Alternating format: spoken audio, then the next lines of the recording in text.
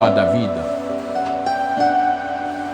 exprime la gratitude de l'Éternel à son égard, où le roi David exprime la bonté, la grande bonté de l'Éternel à l'égard de sa vie.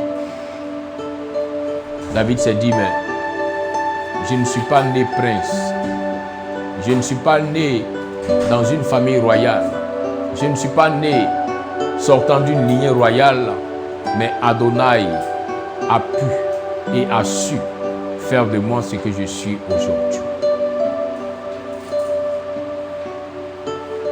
Il arrive souvent que des destinées rencontrent la lumière d'Adonai et qu'elles se transforment en destinées de bénédiction. Ces destinées-là même qui n'étaient pas préparées à vivre la bénédiction, parce que quand on regarde depuis leurs ancêtres, depuis ceux de par qui ils descendent, ces destinées étaient condamnées à vivre une malédiction. Mais Adonai, dans son grand amour, rencontre cette destinée et la transforme en une destinée de bénédiction. Cela est le cas de ta vie aujourd'hui. En regardant à ton passé, en regardant à ceux qui étaient avant toi dans ta lignée familiale, il n'était pas prévu que tu puisses être cette personne qui allait rencontrer Adonai et qui allait expérimenter la grâce et la faveur d'El Shaddai. Mais la simple rencontre, là où tu as accepté de donner ton cœur au Seigneur Jésus-Christ, là où tu as voulu que Yeshua HaMashiach soit ton maître, cela a changé le cours de ton histoire, le cours de ta vie. Aujourd'hui encore, dans ce texte de base, nous voyons l'histoire d'une personne qui va changer par l'obéissance des prescriptions, par l'obéissance de la parole d'Adonai qui a été envoyée à cette personne. Isaac, le fils, selon la promesse divine, va grandir. Isaac, le fils, selon la promesse divine, verra son père lui chercher une épouse. Isaac, le fils, selon la promesse divine, va arriver un temps où son père Abraham ne sera plus. Parce qu'après avoir été rassasié de joie, de bien et de gloire, Adonai l'a rappelé auprès de lui.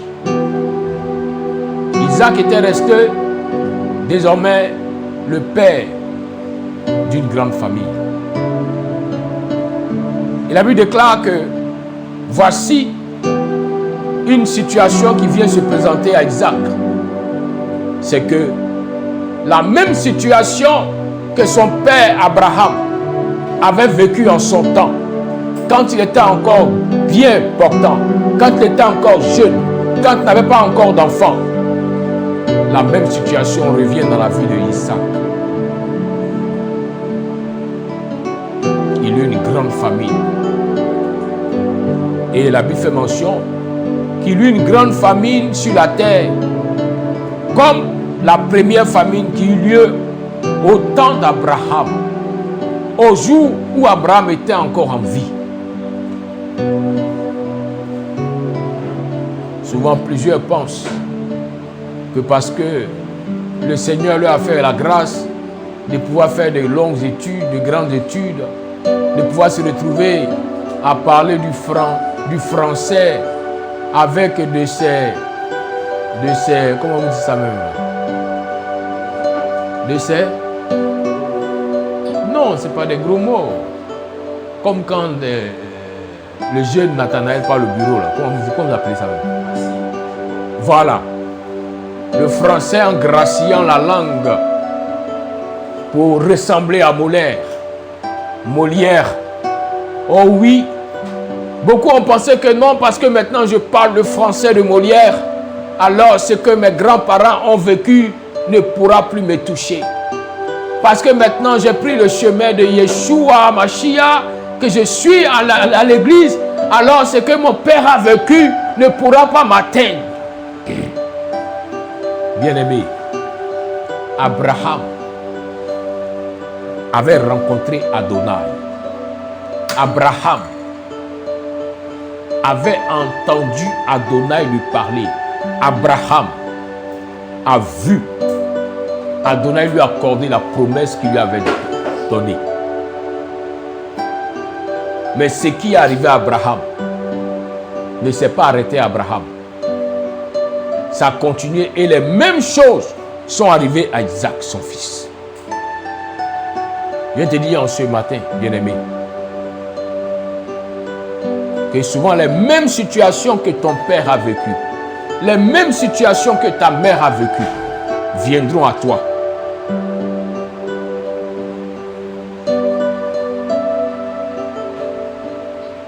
Vous comprenez? Les mêmes situations reviendront à toi. Mais la grande question, c'est comment est-ce que, avec toi, la situation qui viendra va se comporter. Souvent, on entend des personnes qui prient et qui disent, Seigneur, oh, je brise les liens, Seigneur, que ce qui arrive à mon père ne m'arrive pas, que ce qui arrive à ma mère ne m'arrive pas. Oui, c'est bien beau de prier ainsi. Mais il y a des situations qui ont tellement perduré dans la lignée familiale que quelle que soit la prière que tu vas faire, la même situation viendra.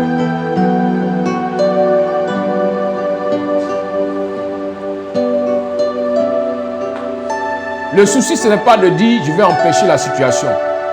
Mais la grande question qu'on doit te poser, quand cette situation viendra, avec moi, comment est-ce que les choses seront? Voilà pourquoi nous voyons souvent plusieurs personnes. Quand souvent les gens viennent te dire, prophète, j'ai des problèmes dans mon foyer, prophète, j'ai des problèmes au niveau du travail, et que tu t'assois, tu te demandes, mais les problèmes que tu me dis vivre, tu as quel âge? Souvent, tu prends le temps d'écouter la personne. Mais souvent, quand tu te demandes, mais est-ce que ta mère n'a pas vécu ces mêmes problèmes à ce même âge? À ce même âge, est-ce que ta mère n'a pas vécu ces mêmes problèmes? Comme beaucoup n'ont pas la curiosité souvent de demander aux parents comment est-ce que ta vie a été, souvent des personnes ignorent, pensant que ce qui est arrivé à la mère parce qu'elle était analphabète, elles se disent que les mêmes choses ne pourront pas leur arriver parce qu'aujourd'hui elles sont intellectuelles. Il y a des réclamations qui ne ratent jamais. Mais la réclamation qui viendra sera conditionnée de l'attitude ou de la position de la personne vers qui viendra la réclamation. Est-ce que vous me suivez? Ce que Abraham a vécu, avant lui, son père avait vécu cela. Mais la différence d'Abraham, c'est qu'Abraham obéissait au commandement d'Adonai. Voilà pourquoi Abraham a reçu la même situation, mais en son temps, la grâce d'Adonai a fait d'Abraham un homme qui n'a manqué de rien quand la situation est venue pour que le manque se présente.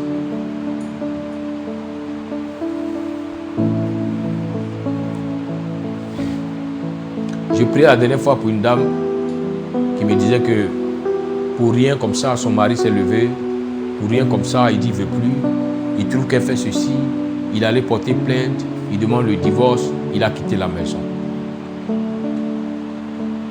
Je lui ai dit, mais pendant que tu es en train de me parler, le problème que tu vis n'a pas commencé par toi, ça a commencé par ta mère. Elle s'est mariée et puis après elle s'est séparée. Elle me dit oui. Il dit c'est le même lien qui est revenu. Parce que tu n'as pas fait attention pour voir quel était l'âge par lequel ces choses sont arrivées. Mais quand le même lien revient, toi, dans ta position, comment est-ce que ce lien doit se présenter? Est-ce que ce lien aura le dessus sur toi ou le Dieu que tu adores te donnera la victoire? Parce que tout y va de ton obéissance et ta confiance en la parole d'Adonai. Nous allons entrer en 2026, là où plusieurs s'attendent à ce que le Seigneur leur donne de grandes bénédictions. Là où plusieurs attendent que le Seigneur opère de grands miracles. Mais pour ceux qui sont aguerris, pour ceux qui grandissent dans la sagesse d'Adonai, ils attendent à ce que le Seigneur les fasse traverser la vallée de l'ombre de la mort. Ils savent qu'après cette vallée viendront de grandes victoires. Mais si je refuse de traverser la vallée, je ne pourrai pas expérimenter la victoire. Car c'est dans la vallée de l'ombre de la mort que tu apprendras à connaître mieux ton Elohim, que tu apprendras à connaître mieux ton Dieu.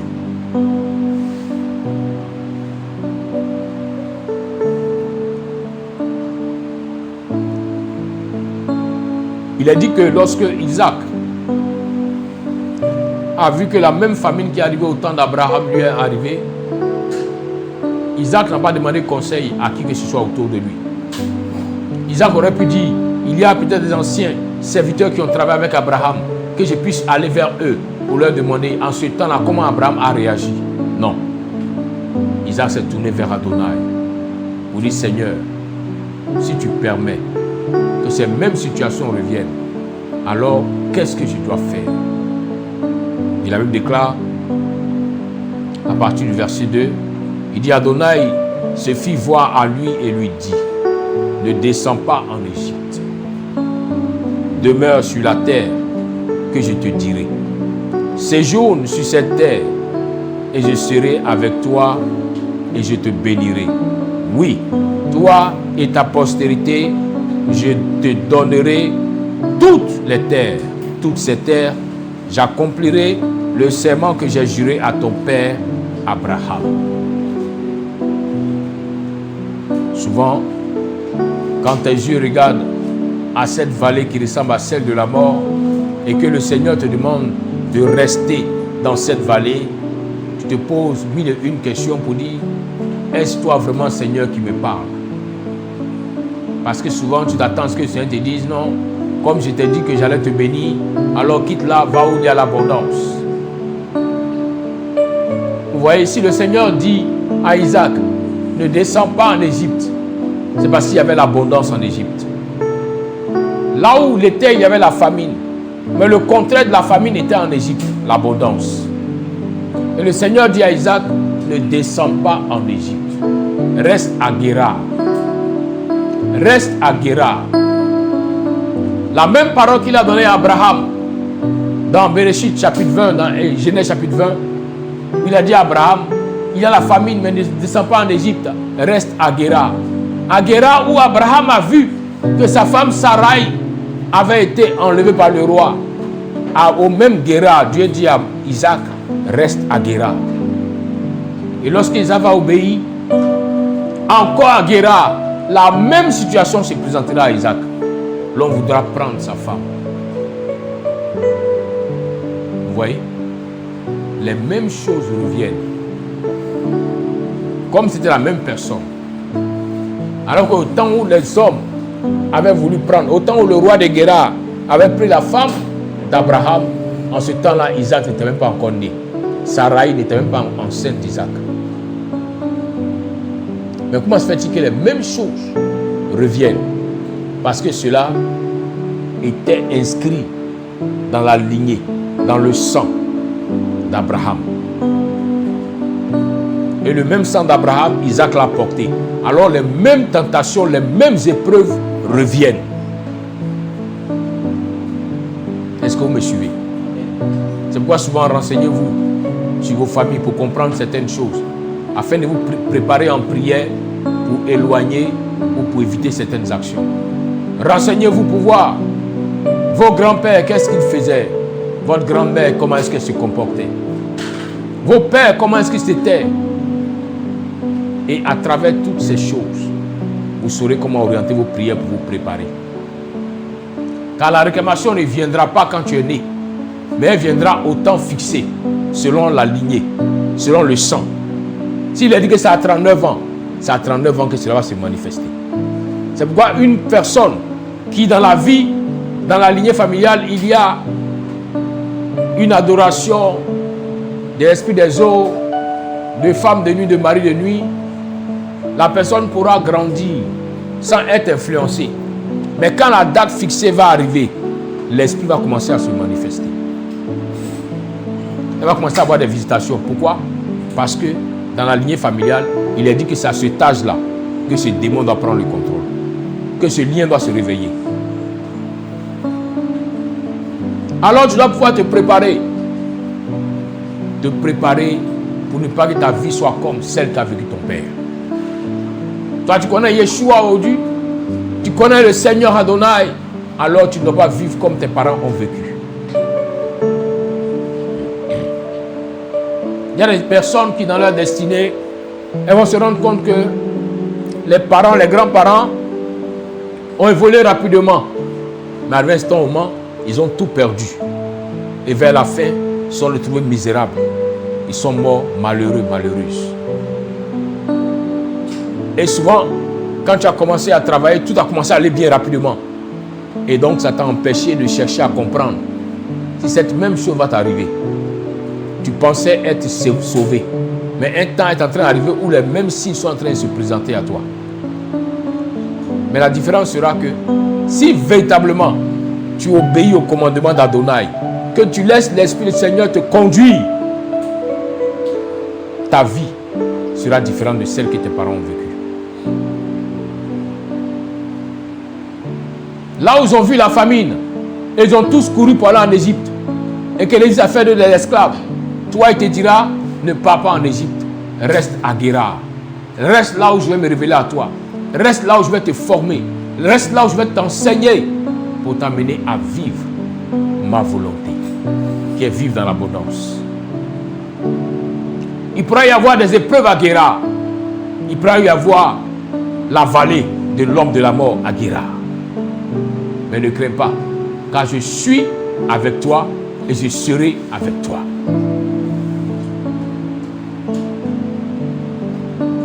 Voilà pourquoi lorsque David avait reçu l'appel, a reçu l'onction royale, bien aimé, il eut beaucoup d'opportunités qui sont présentées à David.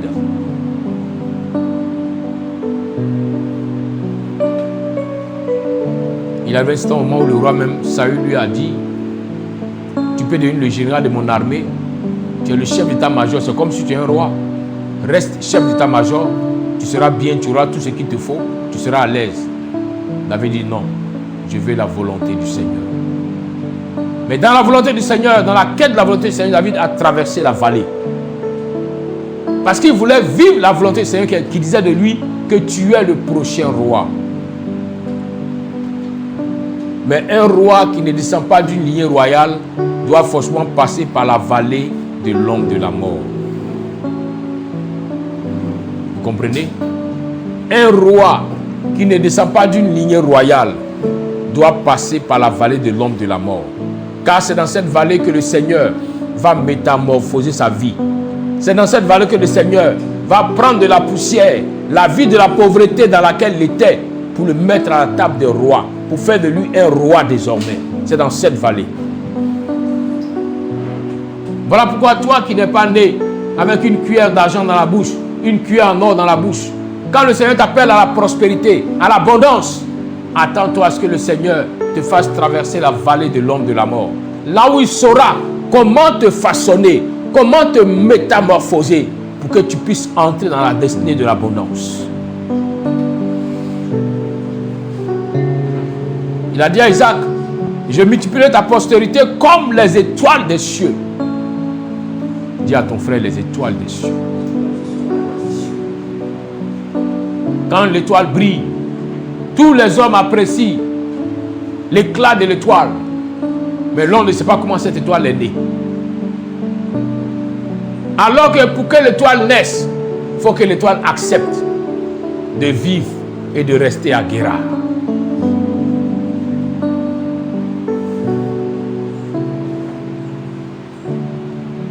Il dit, je donnerai toute cette terre à ta postérité et toutes les nations de la terre seront bénies en ta postérité.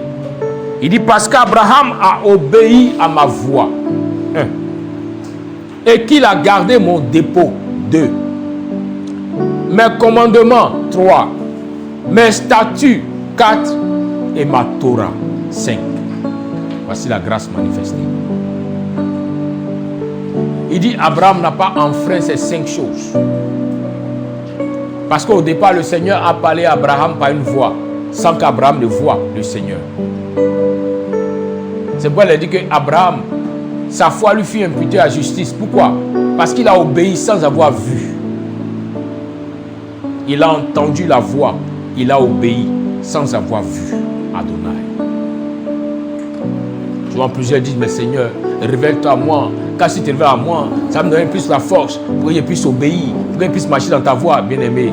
Abraham n'a pas vu, mais il a été appelé le père de la foi.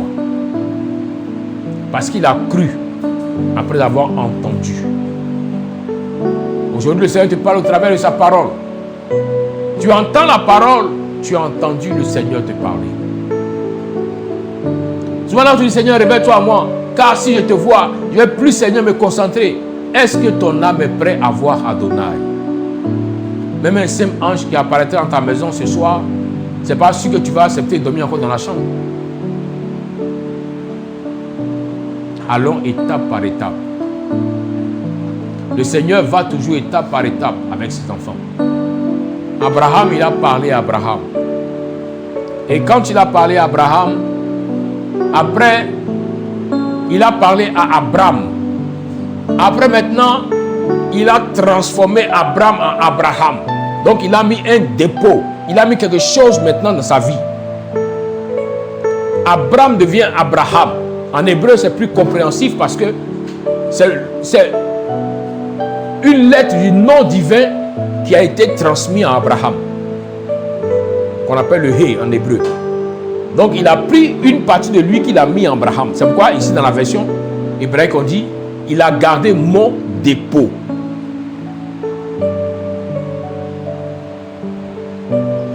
Aujourd'hui ce dépôt est manifesté par la présence du Saint-Esprit. Le Seigneur a permis que tu reçoives le baptême de l'Esprit. Mais est-ce que tu as gardé le dépôt? Est-ce que tu n'enfreins pas les lois, les instructions du Seigneur qui te demandent de vivre dans la sanctification, dans la vérité, dans la justice pour conserver le dépôt? Est-ce que tu as gardé ce dépôt?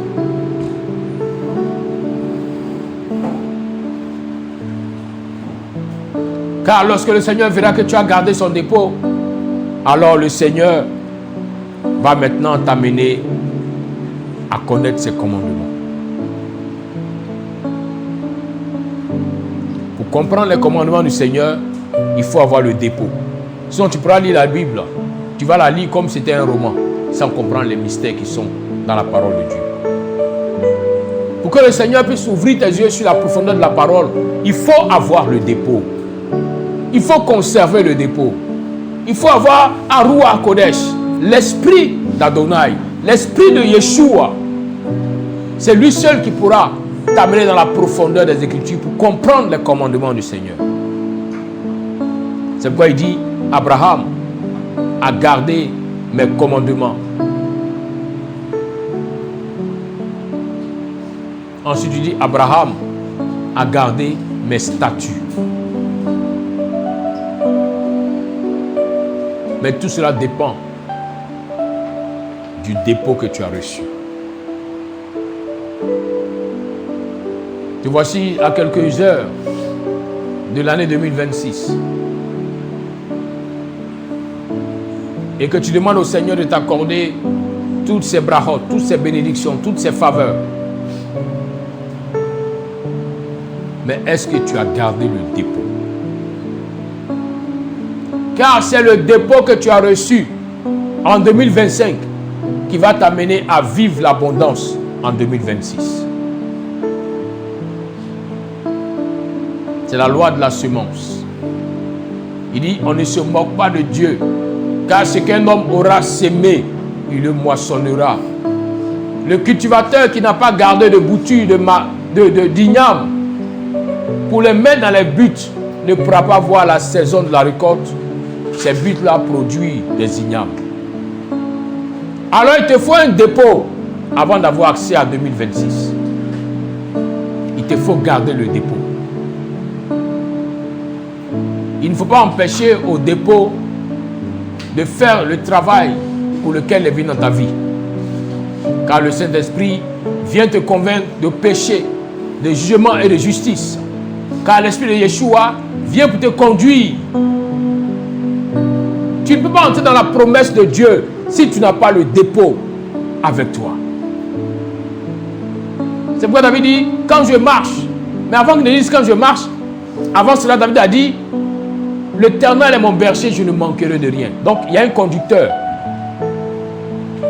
Il a reçu l'Esprit d'Adonai pour le conduire dans la volonté d'Adonai, dans le chemin que le Seigneur a tracé pour lui. Voilà pourquoi avec l'Esprit qu'il a reçu, même quand il marche dans la vallée de l'homme de la mort, il ne craint pas. Pourquoi? Parce qu'il y a une confirmation que Dieu est avec lui par l'Esprit de Dieu qui est avec lui. Alors il peut avancer, ne pas craindre, car l'Esprit lui donne la confirmation pour lui dire, prends ce chemin, reste à Guérar. C'est vrai que l'Égypte, il y a l'abondance en Égypte, mais ne pars pas là-bas, car le Seigneur sait ce qui se passera en 2026, si l'Égypte sera toujours dans l'abondance. Il dit, reste à Guérar. Restant obéissant, se sent conduit par l'Esprit d'Adonai, il va expérimenter la volonté d'Adonai. Celle de faire de sa descendance des étoiles du ciel. Aujourd'hui, quand on parle d'une personne qui est à un niveau supérieur, il y a un surnom ou un sobriquet qu'on donne. On dit c'est une star. Mais la star en anglais, ça veut dire étoile. Ça veut dire c'est une étoile. Mais bien aimé, pour être une étoile selon Adonai, il faut conserver le dépôt. C'est le dépôt qui va t'amener à comprendre les commandements. C'est le dépôt qui va t'amener à garder les statuts et à garder la Torah d'Adonai. Sans le dépôt, tu ne peux pas vivre la volonté du Seigneur. C'est comme si on te fait une promesse de te donner une voiture neuve. Et voici qu'on vient garer la voiture devant chez toi, mais on ne t'a pas remis la clé de la voiture. Tu pourras la regarder, l'apprécier, la toucher, mais tu ne pourras pas conduire la voiture. Comme plusieurs vont dans les parcs d'exposition des différentes sociétés de véhicules, tout le monde peut regarder, c'est gratuit, on ne paye pas. Tu peux même aller toucher le véhicule, c'est gratuit, on ne paye pas. Mais pour conduire le véhicule, pour l'amener chez toi, il faut avoir la clé, le dépôt. Sans le dépôt, la promesse du Seigneur pour ta vie, elle est là, mais elle ne peut pas se matérialiser. Parce que c'est le dépôt qui va activer la promesse. Parce que c'est l'Esprit de Dieu dans ta vie, selon les instructions que je donne, et que tu suis par l'Esprit de Dieu, que tu pourras activer la grâce, que tu pourras matérialiser la volonté du Seigneur pour toi. Alléluia. Voilà pourquoi nous devons tout faire, bien-aimés, pour ne pas entrer dans une nouvelle saison, dans une nouvelle année, sans toutefois conserver le dépôt, sans toutefois expérimenter Adonai dans toute sa volonté. Car il arrive souvent que les gens vont entendre les promesses du Seigneur, mais les mois passent, les années passent, les promesses ne prennent pas forme. Et elle se lamente pour dire, mais Seigneur, tu as dit, mais pourquoi je ne vois pas? Tu as dit, pourquoi je n'arrive pas à expérimenter? Je viens de te dire en ce jour que la seule chose qui va te permettre d'expérimenter, c'est le dépôt. Si Abraham avait refusé de se faire appeler Abraham, de vivre comme Abraham, mais de rester Abraham, il n'allait jamais expérimenter la volonté du Seigneur.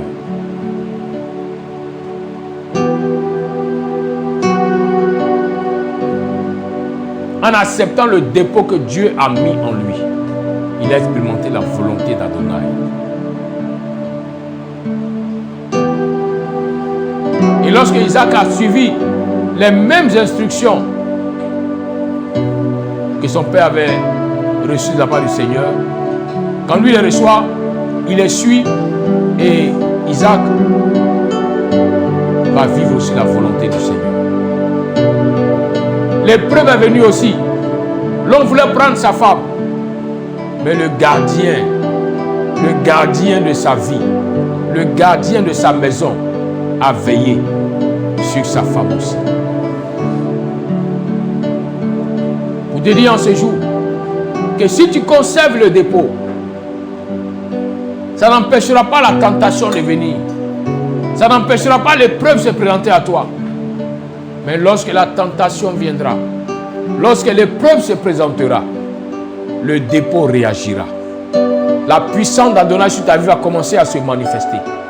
Lorsque l'attaque se lèvera, il dit, ils viendront par un seul chemin, mais ils s'enfuiront par plusieurs chemins. Pourquoi ils s'enfuient? Pourtant, en venant, ils t'ont vu. Mais quand ils sont arrivés auprès de toi, ils ont compris que tu n'étais plus seul. Alors, celui qui était avec toi a permis qu'il puisse s'enfuir. C'est ainsi, bien-aimé, qu'en 2026, tu pourras traverser la vallée, mais tu pourras vivre la victoire avec Adonai. 2026, tu pourras avancer et expérimenter des choses que tu n'as pas encore expérimentées avec Akadosh Baruch. Il te demande seulement une seule chose. Garde le dépôt que j'ai mis en toi. Ne brade pas le dépôt. Ne jette pas le dépôt. Ne salis pas le dépôt. Garde le dépôt que j'ai mis en toi. Car c'est la clé majeure qui pourra t'amener à expérimenter la volonté du Seigneur. Sans ce dépôt, rien n'est possible. Mais avec ce dépôt, tout est possible. Oui, sans l'esprit d'Adonai, rien ne peut se matérialiser. Mais avec l'esprit d'Adonai te conduisant sur le chemin que le Seigneur a tracé pour toi, tout devient possible pour toi.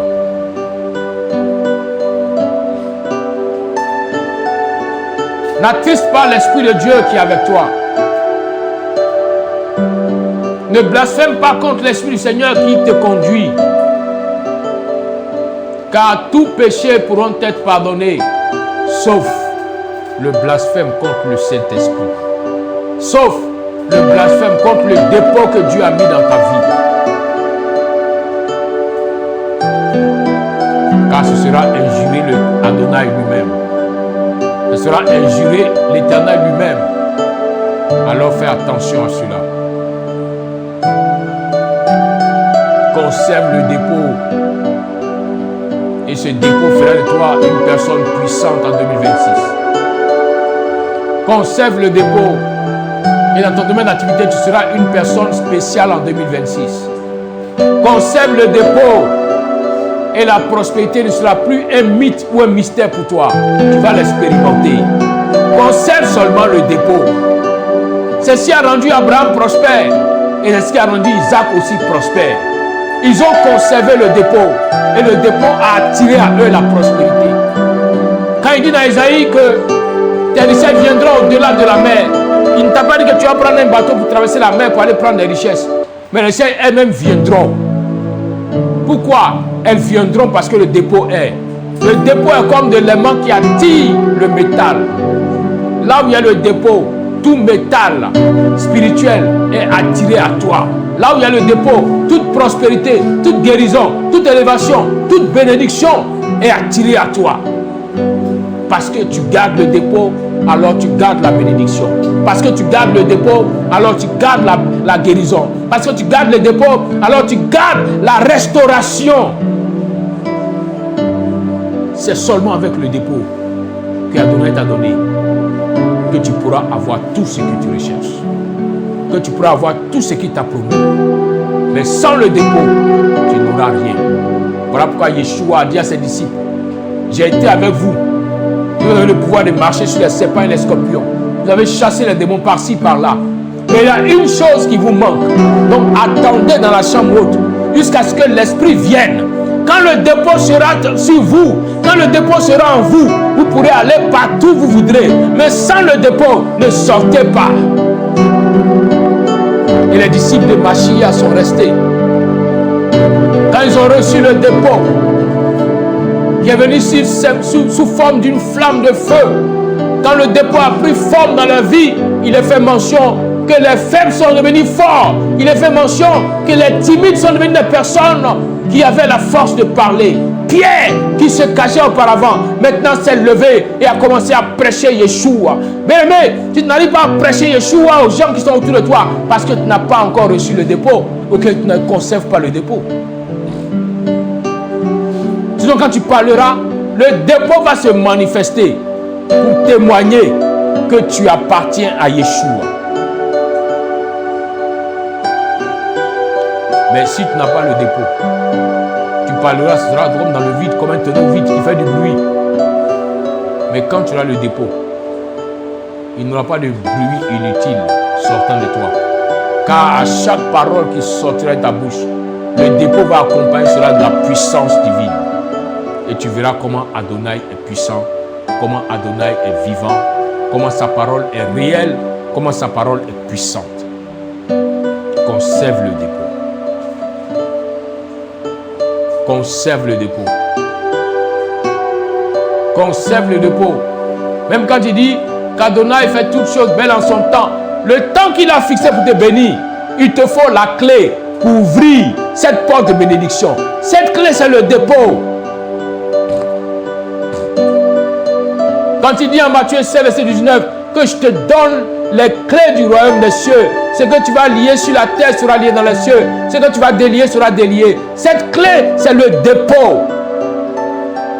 L'esprit d'Adonai qu'il a déposé dans ta vie. L'esprit de Yeshua qu'il a déposé dans ta vie. Conserve l'esprit. Marche selon les vérités de l'esprit. Ne salis pas l'esprit. Ne blasphème pas l'esprit.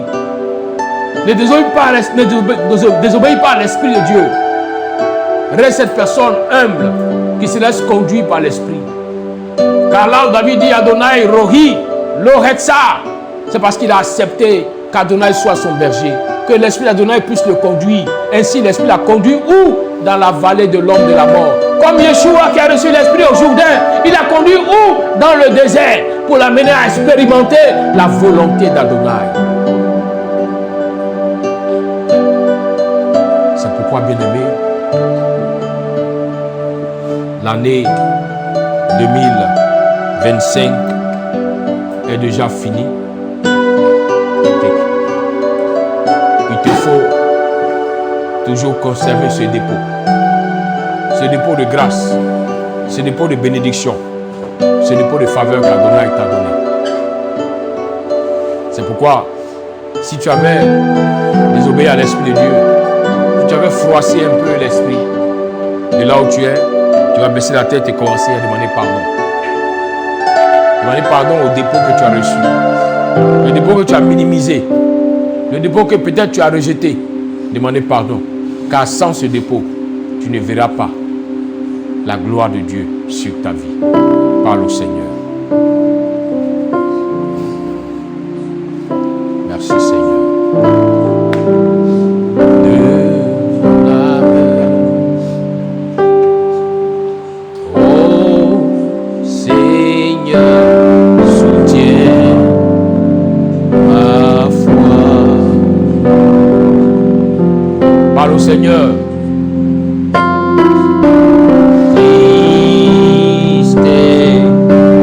Joie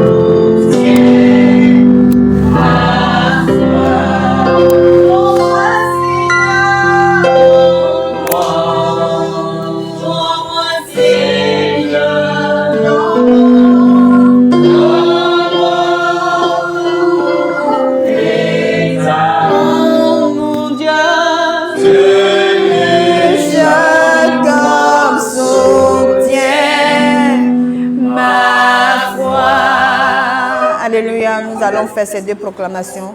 Éternel, ne me punis pas dans ta colère et ne me châtie pas dans ta fureur, car tes flèches m'ont atteint et ta main s'est appesantie sur moi. Il n'y a rien de sain dans ma chair à cause de ta colère. Il n'y a plus de vigueur dans mes os à cause de mon péché, car mes iniquités s'élèvent au-dessus de ma tête. Comme un lourd fardeau, elles sont trop pesantes pour moi. Mes plaies sont infectes et purulentes par l'effet de ma folie. Je suis courbé, abattu au dernier point. Tout le jour, je marche dans la tristesse, car un mal brûlant dévore mes entrailles, et il n'y a rien de sain dans ma chair.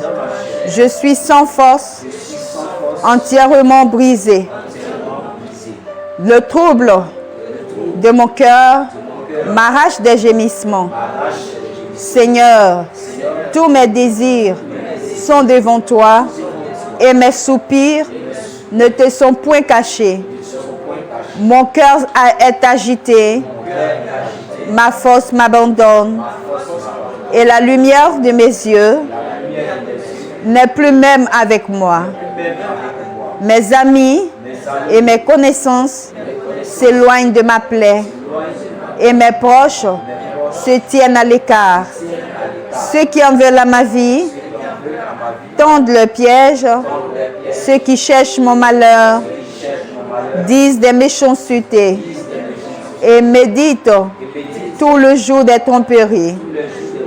Et moi, je suis comme un sourd, je n'entends pas. Je suis comme un muet qui n'ouvre pas la bouche. Je suis comme un homme qui n'entend pas et dans la bouche duquel il n'y a point de réplique.